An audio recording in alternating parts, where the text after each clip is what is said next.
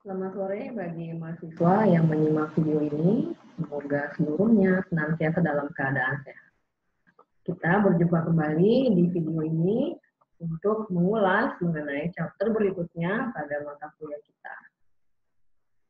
Pemaparan akan saya sampaikan dalam format PowerPoint sebagai berikut.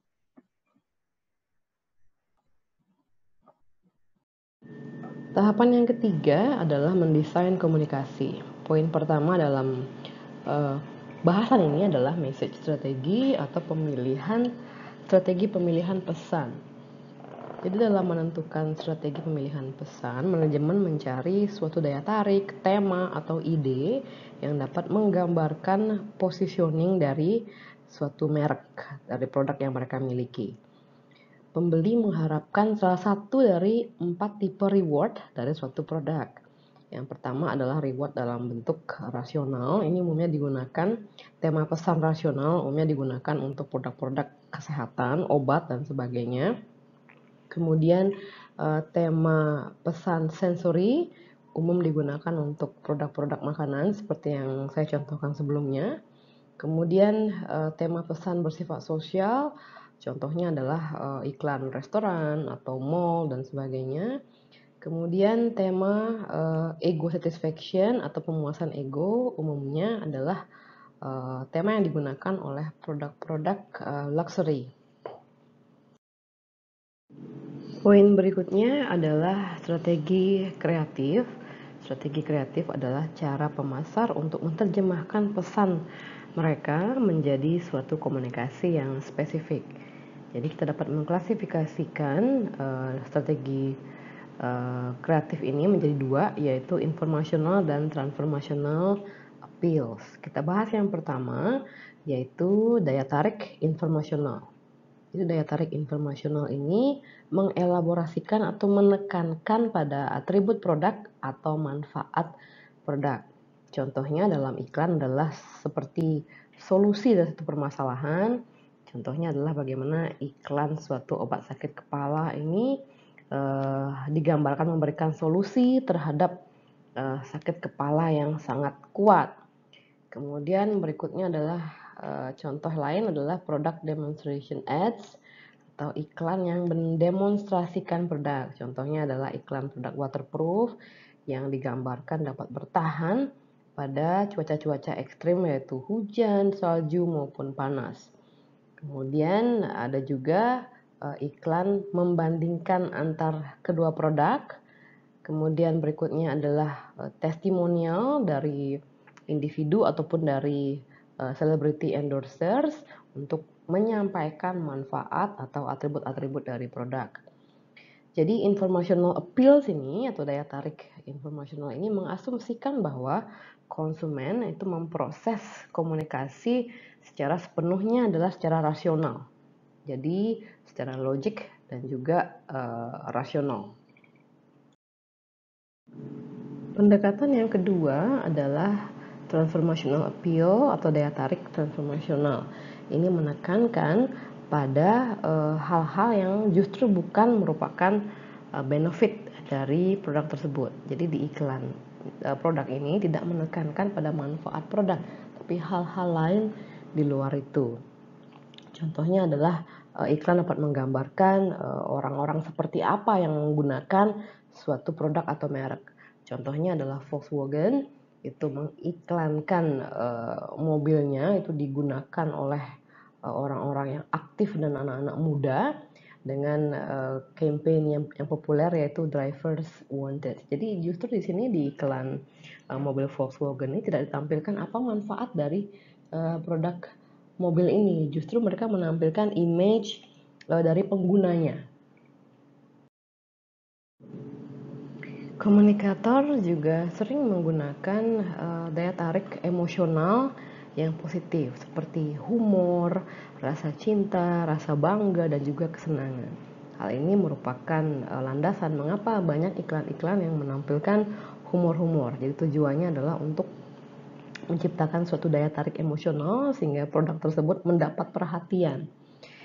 Jadi berbagai alat yang sering digunakan untuk menampilkan emosi positif ini seperti bayi-bayi yang lucu, anjing-anjing lucu yang riang atau musik-musik yang sedang populer, dan juga daya tarik seksual yang cukup provokatif.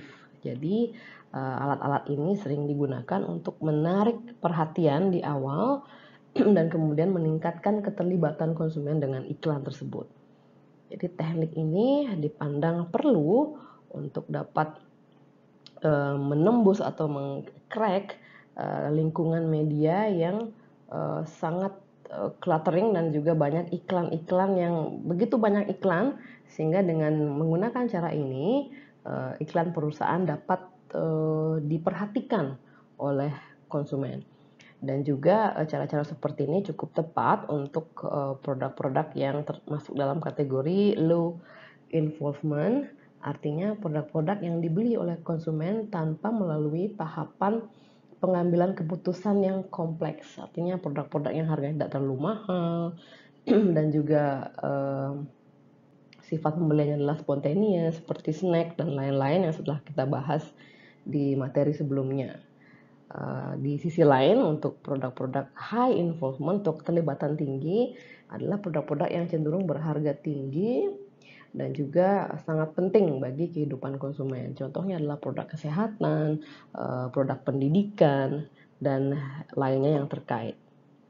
Namun taktik seperti ini, yaitu menggunakan emotional appeals seperti ini, terdapat juga kelemahannya, yaitu ini dapat mengurangi pemahaman konsumen terhadap suatu produk. Jadi mereka hanya memperhatikan sisi-sisi emosional dari iklan tersebut, itu humornya kah, atau kesenangan atau cinta yang ditampilkan dalam iklan tersebut, sehingga mengurangi pemahaman konsumen mengenai apa yang menjadi manfaat dari produk ini, apa yang menjadi kelebihan produk ini dibandingkan pesaing.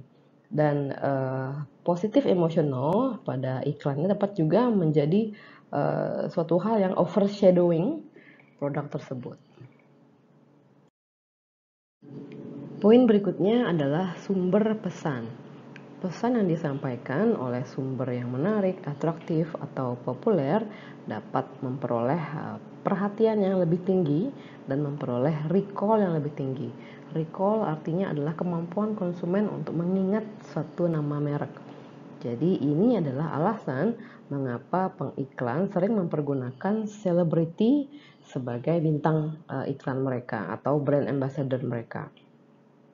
Selebriti ini akan sangat efektif apabila mereka merupakan sosok yang kredibel atau sosok mereka merupakan sosok yang dapat menggambarkan atribut kunci dari suatu produk.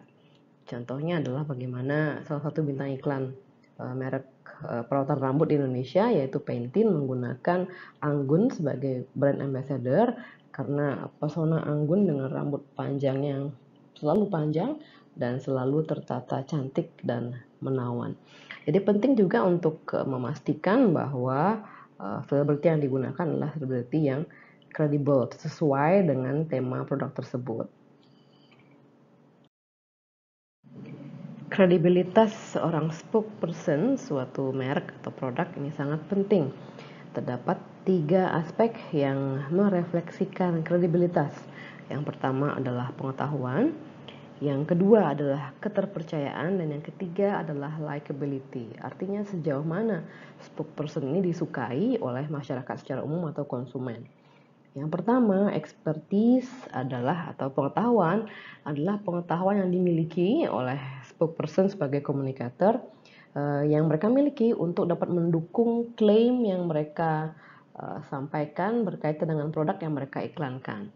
Untuk itu menjadi alasan produk-produk kesehatan umumnya menggunakan dokter sebagai spokesperson mereka, produk-produk olahraga menggunakan atlet sebagai spokesperson karena mereka memiliki pengetahuan yang dapat mensupport klaim yang mereka sampaikan di iklan. Kemudian aspek yang kedua adalah trustworthiness atau keterpercayaan dari spokesperson ini, menggambarkan seberapa objektif dan jujur spokesperson ini dipandang oleh konsumen. Seringnya teman ini lebih dipercaya daripada orang asing atau daripada tenaga penjualan yang digunakan oleh perusahaan, dan orang-orang yang tidak dibayar untuk mengendorse produk ini sering dipandang sebagai orang-orang yang lebih dapat dipercaya pandangannya terkait dengan suatu produk. Inilah menjadi motivasi mengapa beberapa produk menggunakan buzzer itu untuk mengatakan hal-hal positif mengenai produknya, umumnya di situs-situs yang menampilkan review-review konsumen. Jadi dalam situs review ini para buzzer dapat menyampaikan bahwa produk ini adalah produk yang terbaik dan menampilkan atau menyampaikan sejumlah kelebihan-kelebihan dari produk. Karena para buzzer ini dipandang mereka bukanlah orang yang dibayar, karena konsumen tidak mengetahui apakah ini buzzer atau bukan. Jadi mereka hanya mengasumsikan bahwa orang yang menulis review ini adalah orang-orang yang memang pernah menggunakan produk tersebut. Kemudian yang ketiga adalah likability. Ini menggambarkan seberapa menarik spokesperson tersebut atau seberapa disukai spokesperson tersebut. Jadi kualitas-kualitas seperti ketulusan, kejujuran, humor, dan seberapa natural spokesperson tersebut akan meningkatkan likability mereka. Sehingga disarankan bagi perusahaan untuk menggunakan spokesperson yang pertama memiliki pengetahuan, yang ketiga ini memiliki reputasi yang terpercaya, dan yang tidak kalah penting juga adalah mereka merupakan sosok yang disukai oleh masyarakat. Tahapan berikutnya dari pengembangan komunikasi yang efektif adalah memilih channel komunikasi. Terdapat dua pilihan channel komunikasi, yaitu personal atau non-personal. Di masing-masing channel ini terdapat pilihan sub-channels. Yang pertama kita bahas personal communication channel atau channel personal. Jadi dalam channel personal ini adalah terdapat dua atau lebih orang yang berkomunikasi face to face dengan target audience. Tidak selalu face to face, bisa juga melalui telepon atau email. Jadi ini umumnya melibatkan tenaga penjualan atau sales dari perusahaan atau representatif dari perusahaan kepada pembeli prospektif atau calon konsumen. Jadi personal influence atau pengaruh personal ini umumnya digunakan tepat pada saat suatu kondisi. Yang pertama, saat produk ini merupakan produk yang mahal, beresiko, dan dibeli secara tidak terlalu sering atau jarang. Contohnya adalah produk-produk pendidikan, di mana umumnya ini melibatkan komunikasi face to face antara calon konsumen dengan tenaga penjualan dari pendidikan atau sekolah tersebut, karena ini merupakan salah satu contoh produk yang mahal dan juga dibeli tidak terlalu sering. Kursus-kursus bahasa Inggris juga hal yang sama, di mana memerlukan komunikasi personal untuk mendapatkan informasi yang lebih mendetail. Kemudian personal influence ini tepat digunakan pada saat produk ini merupakan produk yang dapat menampilkan status atau taste dari penggunanya. Umumnya produk ini juga dikategorikan produk yang mahal, sehingga dalam pengambilan keputusan pembeliannya dibutuhkan paling tidak adanya interaksi antara calon pembeli dengan tenaga penjualan dari perusahaan. Non-personal communication channel atau juga disebut dengan channel komunikasi massal merupakan channel yang digunakan untuk komunikasi kepada lebih dari satu orang. Contohnya adalah iklan, di mana komunikasi ini bersifat komunikasi massal yang ditujukan pada banyak orang. Jadi bukan one-to-one communications. Sales promotion, event, dan juga experience, dan public relation merupakan contoh-contoh channel komunikasi non-personal atau massal. Tahapan berikutnya dari pengembangan komunikasi yang efektif adalah menentukan budget komunikasi. Terdapat beberapa cara dalam menentukan budget yang sering digunakan oleh perusahaan. Yang pertama adalah affordable method. Sejumlah perusahaan menentukan budget komunikasi mereka pada angka yang kira-kira mereka mampu biayai atau angka yang mereka pikir mereka dapat afford. Jadi affordable method ini mereka Metode ini mengabaikan peran promosi sebagai suatu investasi dan mengabaikan impact promosi ini pada volume penjualan. Dan metode ini dapat berdampak pada budget tahunan yang tidak menentu, yang membuat perencanaan jangka panjang menjadi sulit. Metode berikutnya dalam menentukan budget komunikasi adalah berdasarkan persentase dari penjualan. Di sejumlah perusahaan menetapkan budget dengan menentukan persentase dari penjualan mereka saat ini atau penjualan yang mereka targetkan. Katakanlah mereka memiliki budget atau menetapkan budget komunikasi sebesar 10% dari penjualan saat ini. Maka apabila penjualan saat ini adalah 100 juta, maka budget komunikasi mereka bulan depan atau tahun depan adalah 10 juta.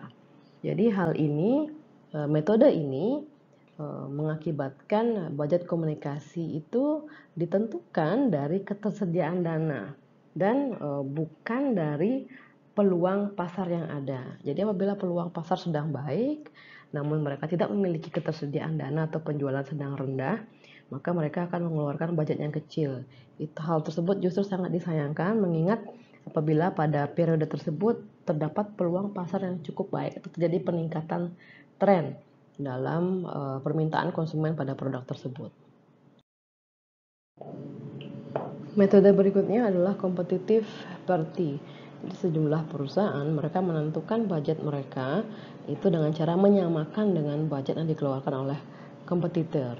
Terdapat dua argumen yang melandasi metode ini. Yang pertama adalah budget komunikasi dari pesaing itu merepresentasikan kondisi atau situasi dalam satu industri dan menjaga kesamaan dengan budget komunikasi pesaing ini dapat menghindarkan industri dari perang komunikasi. Namun dinilai kedua argumen ini tidaklah valid, jadi tidak ada alasan atau landasan untuk mempercayai bahwa kompetitor ini mengetahui lebih baik sehingga kita harus mengikuti budget komunikasi yang digunakan oleh pesaing. Jadi reputasi perusahaan, sumber daya perusahaan, peluang dan juga tujuan dari komunikasi ini berbeda antar perusahaan sehingga budget komunikasi yang digunakan oleh pesaing bukanlah suatu panduan yang dapat digunakan begitu saja oleh perusahaan. Dan juga tidak ada bukti bahwa menentukan budget komunikasi dengan cara menyamakan dengan budget pesaing ini dapat mengurangi potensi munculnya perang komunikasi. Topik berikutnya adalah menentukan bauran komunikasi pemasaran. Terdapat sejumlah faktor yang dipergunakan untuk menentukan bauran komunikasi pemasaran yang akan digunakan. Yang pertama adalah tipe dari pasar produk. Untuk tipe-tipe produk di mana pasarnya adalah konsumen retail, perusahaan umumnya lebih mempergunakan bauran komunikasi yaitu sales promotion dan juga iklan.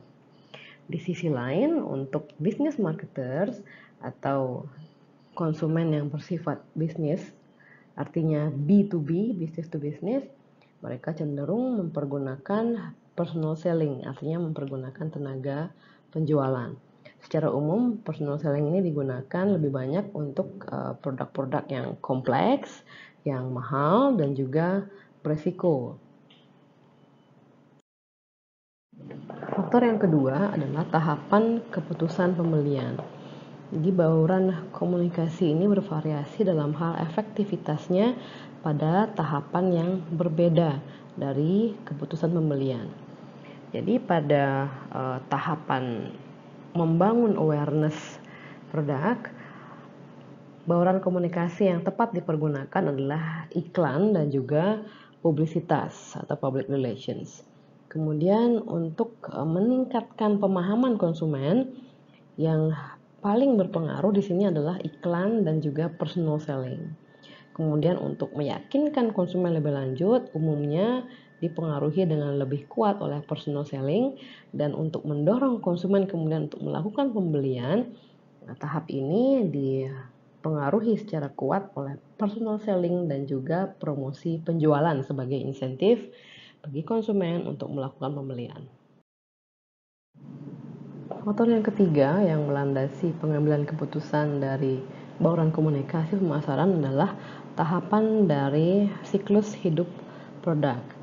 Pada tahap introduction atau tahap produk mulai dikenalkan pada pasar, bauran komunikasi yang tepat digunakan adalah iklan, event and experience, dan juga publicity. Jadi mereka memiliki tingkat keefektifan yang cukup tinggi pada tahapan perkenalan ini.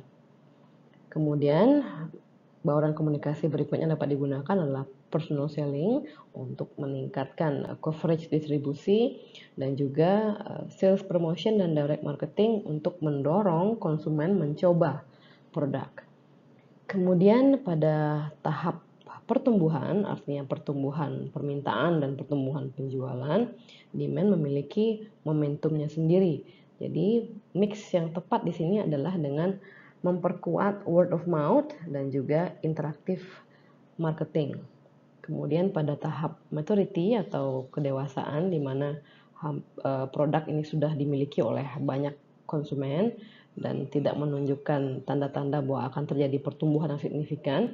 Di sini mix yang tepat digunakan adalah iklan, event and experience, dan personal selling. Kemudian pada tahap decline di mana penjualan produk sudah semakin menurun, mix komunikasi yang tepat adalah menggunakan sales promotion. Jadi ini untuk mendorong konsumen untuk tetap membeli produk tersebut untuk menghabiskan sisa produk yang ada. Poin berikutnya adalah mengukur hasil dari komunikasi. Seringnya direktur komunikasi hanya menyediakan input dan juga biaya dari komunikasi tanpa mengukur output dengan baik. Jadi yang disediakan hanya jumlah iklan yang ditayangkan dan juga berapa harga yang dikeluarkan untuk membayar penayangan iklan di berbagai media. Hendaknya setelah mengimplementasikan rencana komunikasi, direktur komunikasi perlu mengukur impact dari komunikasi tersebut. Jadi target audiensnya ditanyakan mengenai apakah mereka dapat mengenali atau dapat mengingat pesan yang disampaikan dalam komunikasi pemasaran perusahaan. Berapa kali mereka melihat iklan tersebut atau poin-poin apa yang mereka ingat, apa yang mereka rasakan setelah mereka menyimak pesan dari iklan tersebut, dan bagaimana sikap mereka sebelum dan setelah menyimak komunikasi dari perusahaan. Kemudian komunikator juga perlu untuk mengukur perilaku dari respon daripada audiens ini, yaitu berapa banyak orang yang membeli produk tersebut setelah dilakukan suatu komunikasi, misalnya apakah terjadi peningkatan penjualan, berapa orang yang menyukainya, dan berapa orang yang kemudian membicarakan mengenai produk tersebut. Bahasan berikutnya adalah mengelola proses komunikasi pemasaran terintegrasi. Dalam beberapa tahun belakangan, banyak agensi iklan besar yang secara substansial telah meningkatkan penawaran mereka menjadi penawaran yang lebih terintegrasi. Untuk memfasilitasi one-stop shopping, agensi-agensi iklan ini mereka telah mengakuisisi berbagai agensi seperti agensi promosi, perusahaan public relation, kemudian juga perusahaan konsultasi desain, website developer, dan juga rumah atau perusahaan yang menyediakan jasa direct mail. Jadi perusahaan agensi iklan ini mereka meredefinisikan diri mereka sebagai perusahaan komunikasi yang membantu klien-klien, yaitu klien-klien berupa perusahaan-perusahaan besar, untuk meningkatkan efektivitas komunikasi mereka secara keseluruhan dengan menawarkan saran-saran strategik dan juga saran-saran praktis mengenai berbagai bentuk komunikasi. Kemudian sudah banyak juga perusahaan multinasional atau internasional yang juga memilih untuk melakukan komunikasi pemasaran melalui agensi full service ini. Jadi hasilnya dengan mempercayakan komunikasi pemasaran kepada perusahaan yang memang berspesialisasi di komunikasi pemasaran, hasilnya adalah komunikasi pemasaran yang lebih terintegrasi dan lebih efektif pada total biaya yang lebih rendah dibandingkan jika perusahaan melakukan komunikasi pemasarannya sendiri. Jadi komunikasi pemasaran terintegrasi ini dapat memberikan atau menghasilkan konsistensi pesan yang lebih kuat, artinya dari iklan, kemudian promosi penjualan, dari public relation, dari semua jenis komunikasi pemasaran yang mereka lakukan, pesannya konsisten dan tidak berbeda-beda. Dan ini membantu untuk meningkatkan ekuitas merek dan juga berimpact pada penjualan. Demikian paparan saya atas chapter ini, semoga dapat dipahami dan diterima dengan baik. Kita berjumpa kembali di video berikutnya. Terima kasih atas atensinya dan selamat sore.